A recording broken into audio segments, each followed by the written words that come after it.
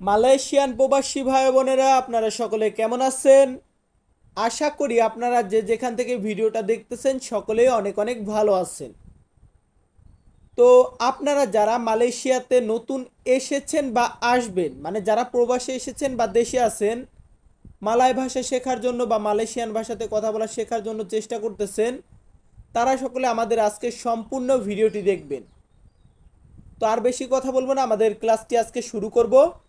আর আমার এই চ্যানেলটিতে যারা আপনারা নতুন তারা সকলে মালয় ভাষা শেখার জন্য আমাদের চ্যানেলটি সাবস্ক্রাইব করে পাশে থাকা বেল বাটনটি অন করে দিবেন। আজকের প্রথম শব্দটি আছে আমি, মানে বাংলাদেশে যে আমি বলি এটাকে আমরা মালয়েশিয়াতে বা মালয় ভাষাতে আমরা বলবো সায়া। সায়া মানে হচ্ছে আমি। ইংরেজিতে আই বলি, আর মালয় ভাষাতে আমরা বলবো সায়া। এরপর আছে তুমি। তুমি বা আপনি, যেটাকে আমরা ইংরেজিতে বলি ইউ, এটাকে আমরা মালয় ভাষাতে বলবো আওয়া।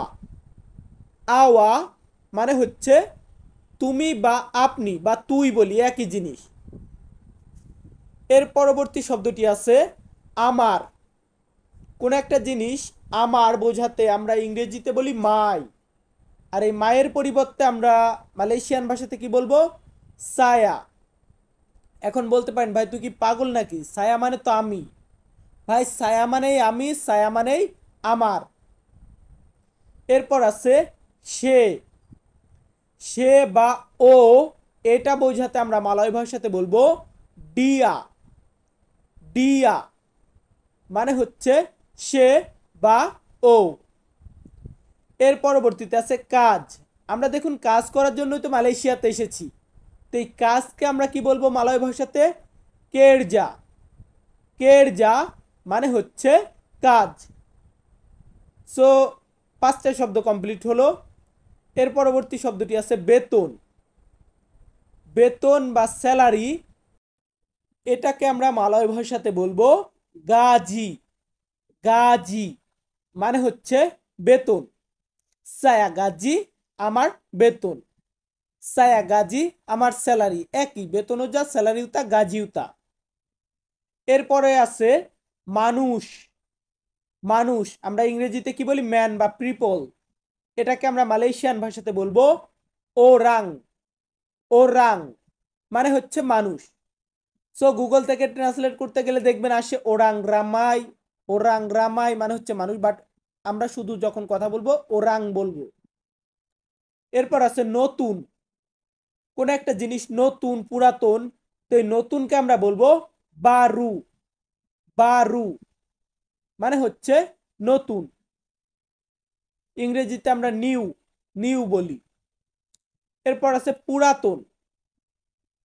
কোন একটা জিনিস পুরনো হয়ে গেছে, তো এই যে আমরা বলি না পুরন বা পুরাতন, সেই ক্ষেত্রে আমরা বলবো লামা।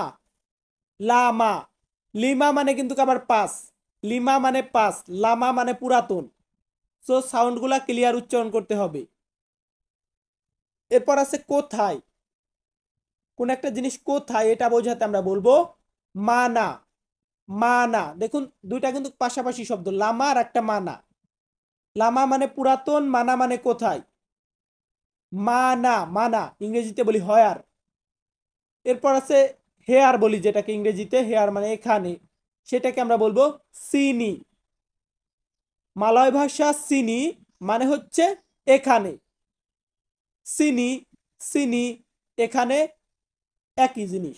সো শিখতে হবে, প্রতিদিন 5টা করে মুখস্থ করেন, 10 দিনে 50টা মুখস্থ হয়ে যাবে। প্রতিদিন মোবাইল নিয়ে বসে থাকলে কি লাভ? তো দেখুন আগে শেখালাম মানা মানে কোথায়, আর কিভাবে এটা বোঝাতে আমরা আবার বলবো বাগাই মানা।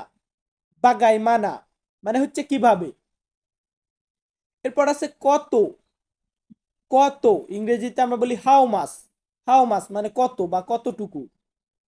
এটাকে আমরা মালয়েশিয়ান ভাষাতে বলবো বেরাপা। বেরাপা মানে হচ্ছে কত।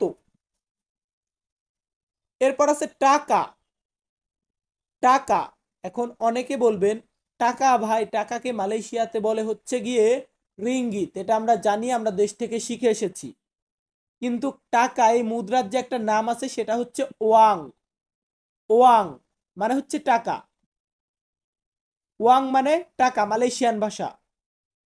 সো পরবর্তী ধাপের দিকে যাচ্ছি। পরবর্তী ধাপে আছে খাবার, খাবার যেটাকে আমরা বলি ফুড, ইংরেজিতে ফুড বলি, এটাকে আমরা মালয়েশিয়ান ভাষাতে বলবো মাকানান। মাকানান মানে হচ্ছে খাবার, যে জিনিসটাকে আমরা খাই সেটাকে বলা হয় মাকানান।